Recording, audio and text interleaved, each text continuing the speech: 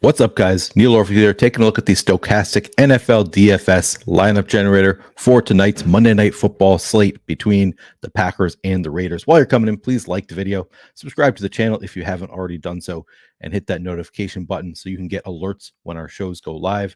If you haven't already signed up for the lineup generator, once again, I would recommend doing so. It is only $14.95 per week. This is our cheapest offering at Stokastic, and it's a fantastic tool, really powerful tool. Every single lineup you get here in the lineup generator has been run through the Stokastic sims already, and it's been found to be a plus EV lineup. I mean, long term, it should be a profitable lineup. Doesn't mean these lineups are necessarily going to be profitable tonight. Every slate, we can't predict the future, but if you run the slate thousands of times, this would be a long-term profitable lineup. Every single one you get here in the lineup generator, and this tool is just $14.95 per week.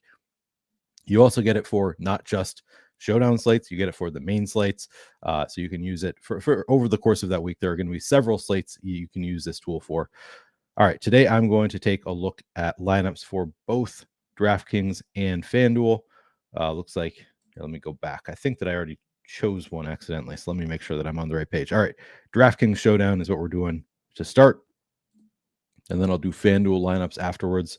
All right, so I am going to choose contrarian lineups for Showdown. On main slates, I just I use all lineups, get a mix of different types of lineups. On Showdown slates, so I only like to play contrarian lineups. Now, again, you could do chalky lineups, you could do balanced lineup. Every single lineup is going to be long-term profitable. This is a personal preference. I prefer to play lineups that when they win are going to win a lot of money. So I'm going to go to contrarian lineups, and then for the game script. So you can choose if you believe strongly in a certain game script, you can choose like this game is going to shoot out. That's this top option here. Both teams going to go 6+ points above their total. If you think the Raiders are going to crush the Packers, they're going to go above their point total. The Packers are going to go below. You can choose the second option, so on and so forth. Whatever game script you want to choose. That's a really cool feature of the Showdown tool in particular, where you can choose the game script you want. But I just use the standard projections. All right, so this first lineup. So I'm going to look at, first of all, the projection. This one projects for 83.5 fantasy points. That seems like a pretty strong projection. I guess we can compare it to other lineups we get here, but that's generally a pretty strong showdown projection, 83.5 fantasy points. Obviously, it's pretty slate dependent what is going to be a good projection. Looking at the correlation. So for me, the biggest things I'm looking at with correlations are just quarterbacks.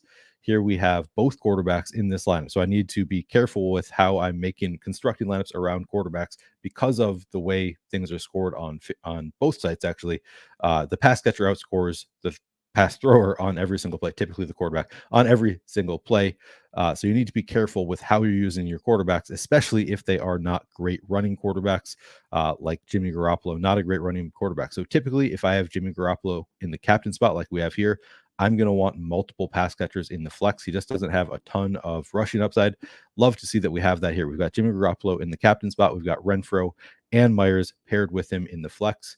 And then from the Packers, we have Jordan Love in the flex. Slightly better runner. You can maybe play Jordan Love with a single pass catcher in the captain spot. But here we have Jordan Love in the flex. I still typically am going to want to have at least one pass catcher with Jordan Love. We have one here in Luke Musgrave. We also have a secondary pass catcher in Aaron Jones. From a correlation standpoint, I love this lineup. And then from a uniqueness standpoint, 9% own Garoppolo in the captain spot. That looks really nice to me.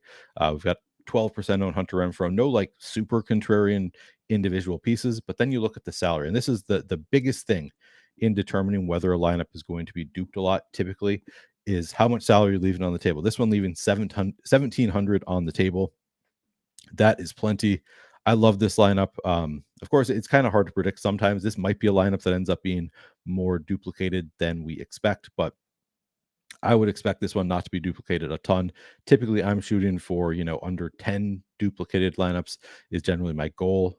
This one, I would guess is going to be a little bit more than that, but I also think it looks like a really strong lineup. So I like this lineup a bit. That's the first one I'm going to say, yes, I would use this lineup. I'm going to go until I find 3 that I would use. All right. Second lineup we have here projects for, again, like nearly 88.5 fantasy points. That's really strong. From a correlation standpoint, we have just one quarterback in this lineup. That is Jordan Love, paired with Luke Musgrave. Once again, also a secondary correlation stack there with A.J. Dillon. We don't have Garoppolo in this lineup, so don't need to worry about correlation there. We're leaving 2,300 on the table. So I think this one is going to be plenty contrarian, especially because we have the kicker Daniel Carlson in the captain spot at just 2% projected ownership.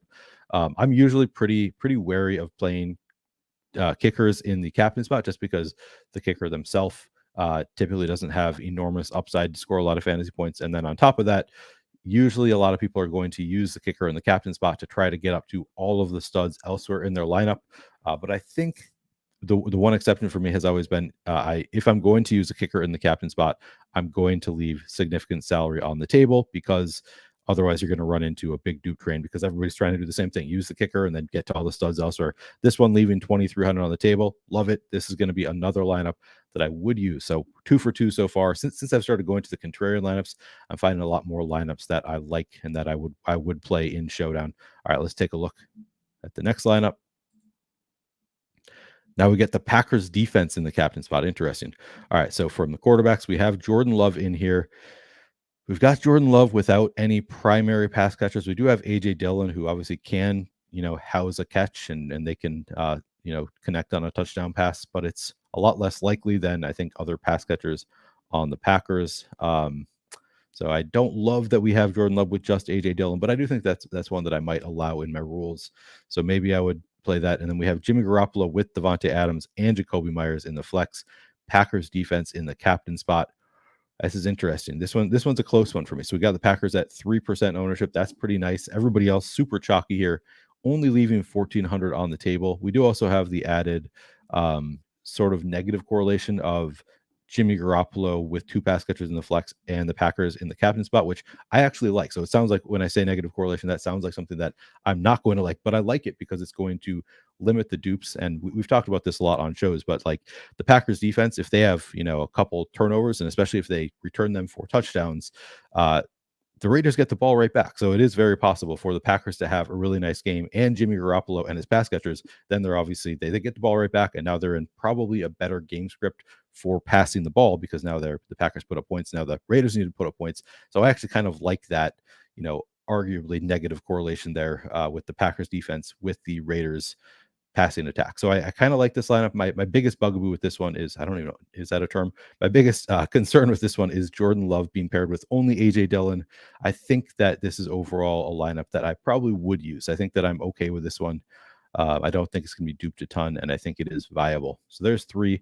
Now I'm just going to go through and I'm going to save as many lineups as it lets me to see what our exposures look like.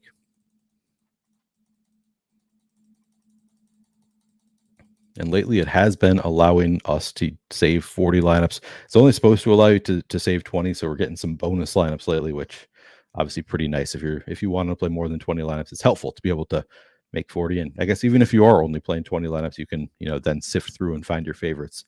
All right. So in these 40 lineups, we have 47% Jordan Love. We have 45% Josh Jacobs, 42% Devontae Adams, 40% Aaron Jones. Interesting. A lot of skill players. Our top 6 are all skill position players before we get to Garoppolo, is our 7th highest exposure. Kind of uncommon on a showdown slate, but I like it. I think these exposures make some sense.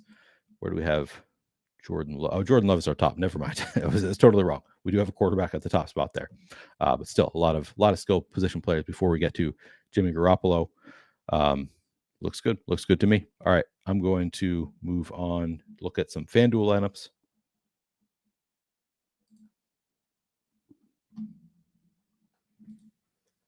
All right. I'm going to go to contrarian lineups.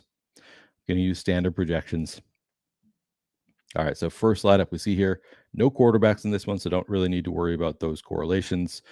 Projection 65.5 seems fine on FanDuel, just 5 players here. As I said, no quarterbacks.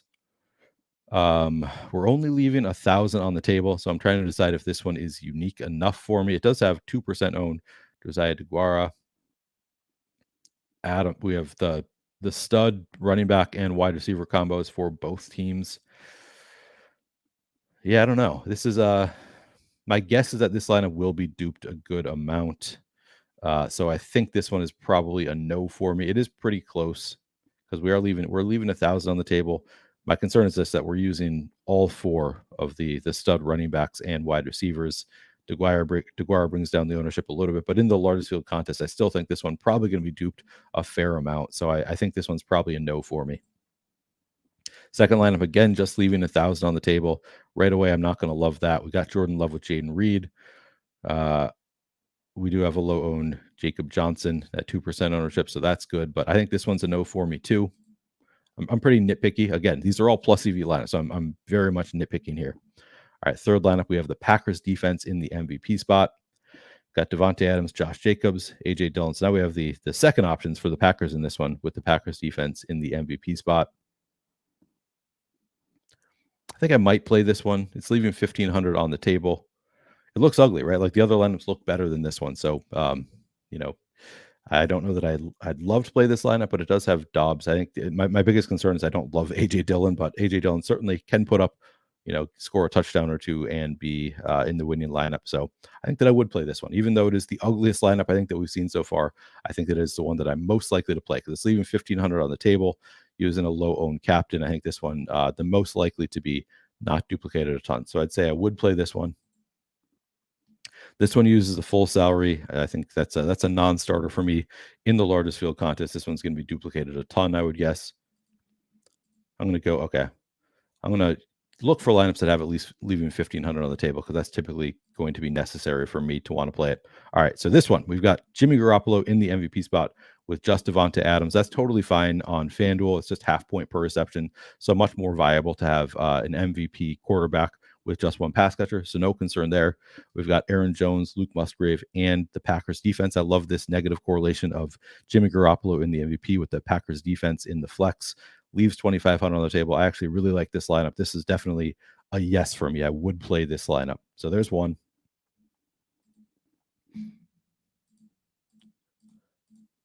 All right, so this one leaves 2,000 on the table. Now we've got Aaron Jones in the MVP spot with the Packers defense. That looks good.